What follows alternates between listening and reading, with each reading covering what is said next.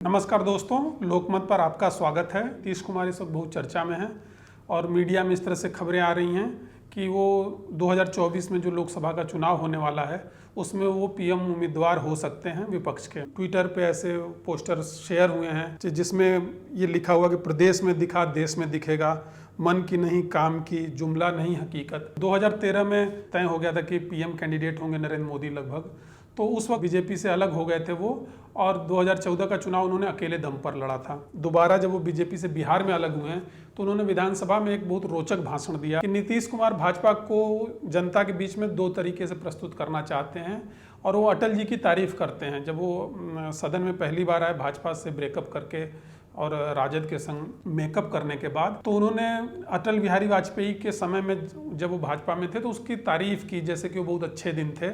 और अब जो है खासतौर पर उनका जो अप्रोक्ष इशारा रहता है मोदी और शाह की तरफ, अमित शाह और नरेंद्र मोदी की तरफ, कि उनके आने के बाद चीज़ें गड़बड़ हो गई हैं, तालमेल गड़बड़ हो गया है, ऐसा उनका आरोप रहता है। उसके बाद भी जब मीडिया में उन्होंने बयान दिया तो उसमें उन्होंने वाजपेयी जी के ज़माने को बड़े ही रूमानी तरीके से याद किया। उससे ये भी नहीं समझ में आता कि सचमुच नीतीश कुमार भाजपा से नाराज हैं या नरेंद्र मोदी और अमित शाह से नाराज हैं। कल को मान लीजिए अगर 2024 में या उसके साल 2 साल बाद भाजपा का पीएम चेहरा बदल जाए या नरेंद्र मोदी और अमित शाह सीन से हट जाएं, तो क्या नीतीश कुमार की भाजपा के बारे में वही राय रहेगी? ये बहुत स्पष्ट नहीं है। नीतीश कुमार पीएम उम्मीदवार बनने की दावेदारी उनकी कितनी मजबूत है, हम इस पे विचार करने जा रहे हैं। और नीतीश कुमार, आप लोगों ने खबर देखी ही होगी कि राहुल गांधी से मिले हैं, सीताराम येचुरी से मिले हैं, एक माहौल बन रहा है। उससे पहले वो केसीआर से मिले थे, तेलंगाना के जो सीएम हैं, कि वो विपक्षी एकता के लिए काम कर रहे हैं। पहले चरण में वो जनता दल या समाजवादी पार्टी या समाजवादी विचारधारा के जो दल हैं, जैसे कि जनता दल यूनाइटेड, जनता दल सेकुलर, राष्ट्रीय जनता दल और कुछ और दल हैं जो राम मनोहर लोहिया को जो अपना बेसिकली वैचारिक अगुवा मानते हैं, तो उन दलों को एक करेंगे, एक प्लेटफॉर्म पे लाएंगे। वो कोशिश करेंगे कि उनमें से जो दल आपस में एक पार्टी मिलकर बना सकते हैं वो बना लें, और नहीं तो गठबंधन तो जरूर बना लें। सबसे पहले ये देखेंगे कि नीतीश कुमार के दांव में कितना बिहार के अंदर क्या असर हो सकता है उनका, और फिर उसके बाद देश में। तो बिहार के अंदर चूंकि सारी चीज़ें अनुमान पे हैं, आप अगर सोशल मीडिया देखें या अखबारी लेख पढ़ें तो चीज़ें ऐसे जो जिसके प्रति जिसकी सहानुभूति रहता है उसको उसी की तरफ की लहर दिखाई देती है। और 2024 का चुनाव भी दूर है थोड़ा, हमें लगता है कि आखिरी 6 महीने 5 महीने या अधिक से अधिक 1 साल के बीच में ही वो लहर बनेगी जो 2024 में असर दिखाएगी। तो जाहिर है कि अभी भी 2023 तक हमें इंतज़ार करना होगा सही लहर की पहचान करने के लिए। हम देख क्या सकते हैं कि जो पिछले चुनाव हुए हैं उसमें क्या आंकड़े रहे। ये 2014 में जब जदयू अलग, राजद अलग और भाजपा एलजेपी एक साथ लड़े थे, भाजपा को 22 सीट मिली थी, कुल मिला के 28 सीट इन लोगों ने जीता था। 2014 के चुनाव में जदयू को मात्र 2 सीट मिली थी और राजद को 4 सीट। 2019 का चुनाव जो हुआ था उसमें भाजपा जदयू मिलकर लड़े थे और एलजेपी भी उनके साथ थी, राजद अलग लड़ी थी।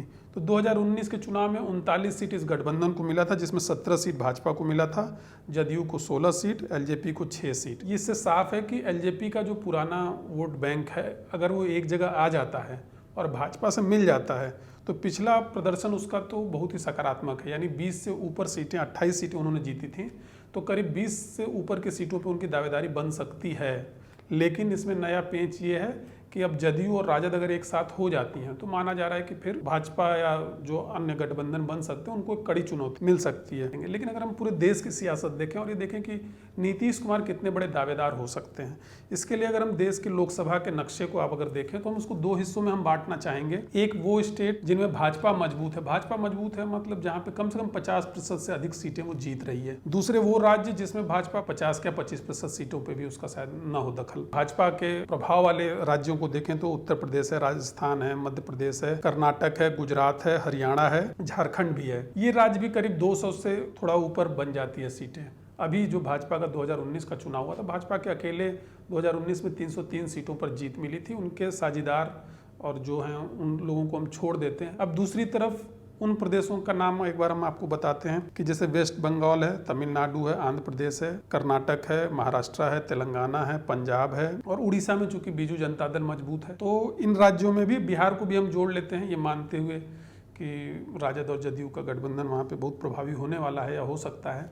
तो ये सीटें भी 200 से करीब ऊपर की सीटें बनती हैं। और कुछ छोटे राज्यों में बीजेपी मजबूत है, पूर्वोत्तर में बीजेपी बहुत मजबूत हो गई है, उस तरफ भी पलड़ा बीजेपी की तरफ झुका हुआ है, लेकिन हम उनको अभी किनारे रख के जो जिन राज्यों में बेसिकली 10 या उससे ज़्यादा सीटें हैं, विचार करें अगर उन पर। बीजेपी की तरफ थोड़ा झुका हुआ है, लेकिन लगभग बराबर की लड़ाई है। लेकिन इन राज्यों में भी अगर हम देखें, बंगाल में आपको पता ही है ममता बनर्जी और तृणमूल कांग्रेस बहुत सशक्त विपक्ष हैं। उसी तरह बिहार में इन दोनों लोग को अगर हम मान लेते हैं, लेकिन बिहार में क्या है कि राजद जो है वो जदयू से मजबूत है अकेले दम पे। अभी भले ही चूंकि जदयू के दम पे ही राजद सत्ता में वापस आई और जिस तरह से लालू यादव को सजा हुई और अन्य नेताओं पे कुछ छापेमारी इत्यादि हुई, तो ये संभव है कि राजद एक दबाव में थी कि वो सत्ता के साथ आ जाए। लेकिन जब राजद चुनाव में उतरेगी तो शायद वो जदयू को अपने ऊपर अपना अपर हैंड मानने के लिए तैयार नहीं होगी। जिस तरह से बीजेपी ने उनको स्वीकार किया था, ये मुश्किल लगता है राजद के चरित्र को देखते हुए। उसको हम मान लेते हैं कि फिर भी वो नीतीश कुमार के साथ है। यही हाल तमिलनाडु में है कि वहाँ स्टालिन है, डीएमके है। यही आंध्र प्रदेश में है, वहाँ पे जगन रेड्डी हैं। फिर केरल में यही है, वहाँ पे भी कांग्रेस और सीपीएम मजबूत है। महाराष्ट्र में बीजेपी मजबूत है, लेकिन वहाँ पे उद्धव और शरद पवार जो हैं और कांग्रेस भी मिलके एक सशक्त विपक्ष है उनके पास। तेलंगाना में केसीआर काफ़ी मजबूत हैं। पंजाब में इस वक्त बीजेपी और अकाली दल का जो पिछला समीकरण था वो टूट चुका है और इस वक्त जिस तरह से विधानसभा में आम आदमी पार्टी ने जबरदस्त प्रदर्शन किया है और पहली बार उनके जो सांसद सदन में पहुंचे थे, आप लोगों को याद होगा, तो वो पंजाब से पहुंचे थे 2014 के चुनाव में। तो आम आदमी पार्टी भी वहाँ अच्छा कर सकती है। झारखंड में भी बीजेपी का प्रदर्शन पिछला बहुत अच्छा रहा है, लेकिन अभी जो नए समीकरण बने हैं कांग्रेस, झामुमो और इन लोगों का, तो हो सकता है कि एक अच्छा चुनौती बीजेपी को मिले। इन राज्यों को देखते हुए ऐसा नहीं लगता है कि नीतीश कुमार जो है वहाँ पे मजबूत भूमिका में दिख रहे हैं जो गैर बीजेपी राज्य हैं।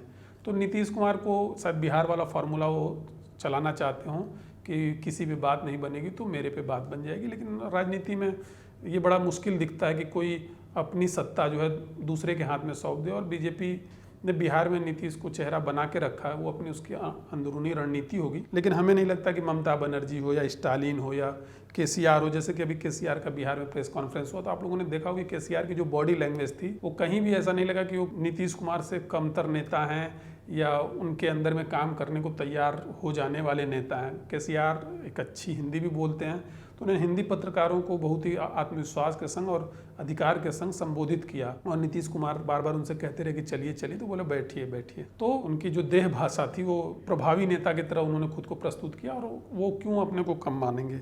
इसी तरह पंजाब में है, अरविंद केजरीवाल के साथ ही एक चीज़ जुड़ती जा रही है जो मीडिया के विश्लेषक मानते जा रहे हैं कि कांग्रेस की जगह खाने में आम आदमी पार्टी एक्सपर्ट होती जा रही है। तो दिल्ली में पहले उसने कांग्रेस की जगह खा ली, अब पंजाब में कांग्रेस की जगह खा ली और अब गुजरात में वो लगी हुई है और वहाँ पे भी उसका जो विश्लेषक मान रहे हैं कि अगर वो बीजेपी को भले न हरा पाए लेकिन कांग्रेस को ज़्यादा डैमेज कर सकती है। उसी तरह हिमाचल प्रदेश में भी वो कांग्रेस की जगह लेने का प्रयास कर रही है। तो केजरीवाल भी हमें नहीं लगता कि वो नीतीश कुमार के अंदर में काम करने को तैयार होंगे या ये मानेंगे कि नहीं ये हमसे बेहतर सीएम है। और नीतीश कुमार की जदयू को कितनी सीट मिलती है देखना होगा। तो दोनों तरफ से बड़ा मुश्किल लग रहा है और वो जिस तरह से अटल बिहारी वाजपेयी के लिए सॉफ्ट बयान दे रहे हैं उससे ये भी बहुत स्पष्ट नहीं हो रहा है कि वो बीजेपी के खिलाफ कब तक रहेंगे, कितनी दूर तक रहेंगे और कांग्रेस उनको कितनी दूर तक स्वीकार करेगी। तो अगर कोई विपक्षी एकता बनती है तो इस बार उसके जो सबसे बड़े लाभार्थी हो सकते हैं कांग्रेस हो सकता है। और अगर कांग्रेस लाभार्थी होगी, कांग्रेस अभी भी उसकी सीटें जदयू या इन लोगों से तो बहुत ऊपर है, कोई तुलना ही नहीं है। तो अगर 40 से सीटें ऊपर अभी हैं और अगर उसकी सीटें बढ़ के 60, 70, 80 सीटें भी हो जाती हैं तो बड़ा मुश्किल है कि प्रधानमंत्री पद की कुर्सी नीतीश जैसे नेता को सौंप दे। अगर सौंप भी देती है कि जैसा कि पहले उसने किया है वीपी सिंह या चंद्रशेखर के ज़माने में, तो जाहिर है कि फिर वो सरकार बहुत ज़्यादा दिन चलती नहीं है। तो ऐसे में नीतीश कुमार जो भी कैंपेन चलाएं या उनके जो भी स्लोगन उनके पार्टी की तरफ से चलें और वो नीतीश कुमार जितने भी इनकार करें, ये बड़ा टेढ़ी खीर लगता है कि ऐसा कुछ किसी भी तरह की गंभीर संभावना बन सकती है कि नीतीश कुमार के नेतृत्व में विपक्ष इकट्ठा होगा। आज इतना ही, शेष फिर कभी। नमस्कार।